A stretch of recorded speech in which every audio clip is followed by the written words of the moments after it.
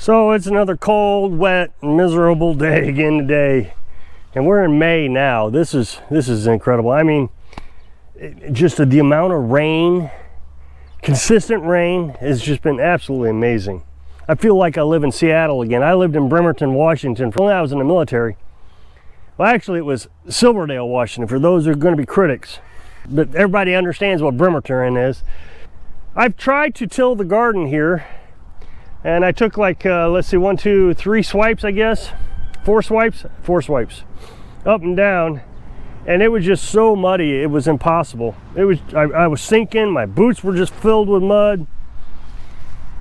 I got about 15 days left, and Carolyn's going to want to plant, and I'm not sure we're going to be tilled up to be able to plant. So I mean, I just don't know what to do. You can see it's just saturated wet, and I let it dry 2 days before I tilled this, and then of course it rained again.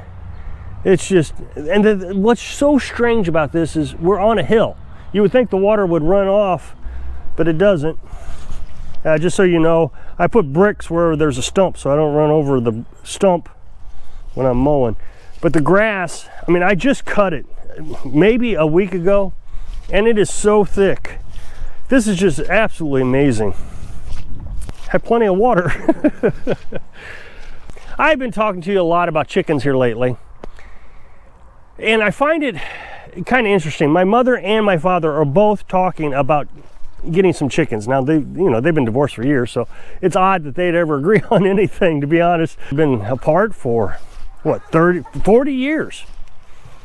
They split up when I was 10. So, but they're both talking about getting chickens, and they're both talking about it because of the videos I've been making about chickens. So the more they talk about it, the more intrigued I am to talk to you about it, because I think it's a viable option with what's going on with the crazy food prices, and hard to find chicken eggs and hard to find chicken meat because of the bird flu. This is a self-sustainable food source, and we're getting closer to it every day. I just told you that we bought some Brahmas chickens for our meat birds, and we're trying to figure out how to make all that work. Brahmas don't produce as many eggs as what these guys over here produce, but they produce a lot in the winter. The bulk of their production is in the winter. We're trying to figure out how to make that work, because as these chickens start to die off, we have to think about replacing these chickens with these chickens. We'll mate the rooster with these chickens, we'll get offspring. Well, the problem is if we're mating with a Brahma male and a female that we already have, are we going to reduce the amount of eggs that we're going to produce?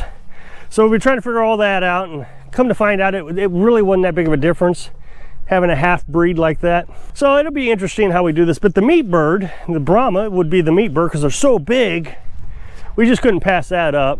And then we were talking about, well, we're going to be raising meat birds with the Brahmas. Meat birds, you feed them 22% protein, and with regular birds, you feed them 16 to 18% protein. So how are we going to do that? So we decided that we just feed them all 18% for a few weeks, and deal with the small size of the 22 birds that we have right now that we're going to use for meat that are not Brahmas. So I've been talking quite a bit about all this, but it seems like the more complex I'm getting, the more confused people are getting. So I wanted to back up to basics today. Things that you're going to need. So Mom wrote Carolyn and asked, where do you get your chickens from? And so we told her it was from a hatchery a good distance away from here. Well, Mom, it would be a long distance. She wouldn't want to drive all the way down here to get chickens or order chickens. Now, you can have chickens mailed to you. Carolyn and I had a bad experience with that, so we just don't do it anymore, considering that the hatchery is close enough that we can drive to it. It's just safer, and that's what we're going to do. The first time we had chickens mailed to us, we ordered them from Iowa. They promised to be safe. They promised the mail carrier would call us, tell us that the chickens were at the post office. Well, the mail carrier didn't. He put it in his car. It was like 1 degree outside. His windows rolled down. By the time he got here, the chickens had frozen to death, the little chicks. But there are other options available. Even if you don't have a hatchery or you don't want to get your chickens mailed to you, the best solution is if you have a farm supply store. Here in Missouri, we have two. We have the Tractor Supply Company. And I know that Tractor Supply companies, there's a lot of them all through the United States. Because when Carolyn and I were nomads, that's where we would get a propane refilled at. I would suggest going to the Tractor Supply store right now to buy your chickens.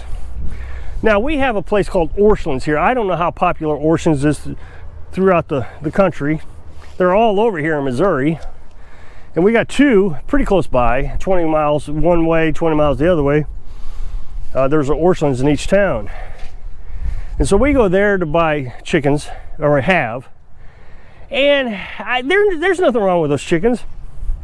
Now, a lot of people say they like the brown eggs. And so here's what I would suggest if you want brown eggs. You might want to get a pen and paper, write this down. Or save the video and just rewatch it, because that's good for me. If you hit the save button right down here, it takes you and puts it over into your saved items, and you click over to your saved items. Buff Orpingtons are a really good bird. They're supposed to be really friendly. Now, I haven't experienced this friendliness that everybody talks about, but it produces a brown egg. I'll see if we can show you these guys. It's pretty muddy and things are pretty nasty. They're a light brown. She's running away. She's running away. She just went behind that one. That's a buff. Now, there's another kind that you can get called Rhode Island Reds. Rhode Island Reds looks like this one right here in the front being chased around by Frenchie. We've got two of those. They're pretty close to each other. This one's the third one right here, and then the one in the back. Those aren't Rhode Islands, but they look like Rhode Islands, and they're basically a Rhode Island. These are called New Hampshires. They also produce brown eggs. Now, they say Rhode Islands are very friendly. Again, I didn't experience that. I mean, they're okay, but they're not like they come up to get petted or anything. But New Hampshires, which are not very popular. So you have Buff Orpingtons, very popular. Rhode Island Reds, very popular. Supposed to be very friendly. I just haven't experienced it. Now, we got these New Hampshires, which are basically a Rhode Island Red. They were developed a few years later and just happen to be like the Rhode Island Reds. These guys are supposed to be as mean and aggressive as they can be. I didn't experience that. They're very friendly. They come up, want to be petted. Now, what I've noticed about the New Hampshires, they're a little bit harder to find. I'm sure you can order them though from a hatchery. We got ours from a little farmer down the road. She sells chickens. Well, she sells a lot of different animals. So New Hampshire. So we got Buff Orpingtons, supposed to be very friendly, light brown, and they produce a brown egg. You got Rhode Island Reds, very popular, just like the Buff Orpingtons, supposed to be very friendly, and they produce a brown egg. Then you have New Hampshires, aren't supposed to be very friendly, but my experience says they are, and they produce a brown egg. The thing I liked about the New Hampshires, even though they slow down on egg production, they continue to produce eggs through the winter. At least ours did this last winter. So we kept getting about 3 to 4 eggs, maybe every other day from the New Hampshires. Now, I know a lot of people say, well, just put a light inside your coop and they'll produce more eggs. I don't like stressing my chickens. That stresses the chickens. First, they don't get to sleep as much. You might get a few more out of them, but there's no reason to stress them. I don't know. To me, it just seems like it'd be better to have them live longer, because they produce enough eggs in the summertime that you can preserve eggs. There's all kinds of ways to preserve eggs. You can freeze them and just all kinds of stuff. Now, one thing I was thinking about today is you go to the Orscheln's or the Tractor Supply Company and you're looking at all these chickens and you're wondering, well, which one am I supposed to get? Well, I already told you the breed, right?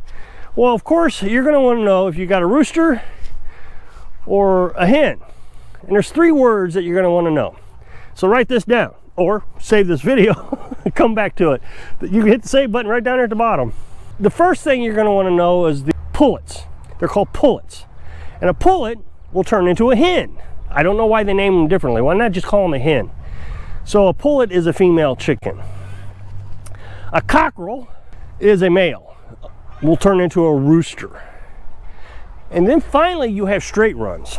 Straight runs are good for meat birds. Straight runs, they don't know what it is. And usually they're going to be a lot cheaper, your straight runs, because they didn't have to sex them, is what they call it. Your pullets are going to be more expensive than the straight runs. Now, I've never seen anybody sell cockerels. Usually you go to Orscheln's, it's straight runs and pullets. When you go to Orscheln's, they really don't have a big selection of chickens available. Anytime I go, they have Buff Orpingtons. And I told you Buff Orpington's pretty good, but they don't produce through the winter, and it is a brown egg. I've never seen recently, last couple of years, any Rhode Island Reds, which is supposed to be very popular. I've never seen a New Hampshire, ever. Now, a few years ago, when I say a few years ago, 10 years ago, we did buy Rhode Island Reds from Orscheln's or Tractor Supply Store, I can't remember which, but one of those two stores. The problem is you're only gonna be able to get them for a short time. Which brings me to the second thing I was talking about, going to a hatchery. What you do is you go online, and they'll tell you, okay, we'll have chickens, these chickens, your specific breed, available on whatever day. And you order them. And then they'll send you an email saying, okay, they're ready, come get them. Or you can have them shipped. Now, the shipping price is pretty expensive. We just got the 7 Brahmas, and to ship the 7 was gonna cost $27. Well, the problem is the chickens cost $27. So now we've just doubled the price to get them shipped. It just runs up the cost. So I really would suggest trying to go get them yourself. Even if it's a little bit of a drive, a day drive, maybe you can make an enjoyable trip out of it. Remember though, you get them in the vehicle, you're gonna keep them warm. You don't necessarily have to keep them fed, but you're gonna wanna keep them warm. So what I would do is take a hot water bottle, if you can find a gas station or something, fill up the bottle with hot water. So if you can click this up next box, I'd really appreciate it. Take you to my next video. So if I can inspire you to go get yourself some chickens so you can live your dream. Thanks for watching.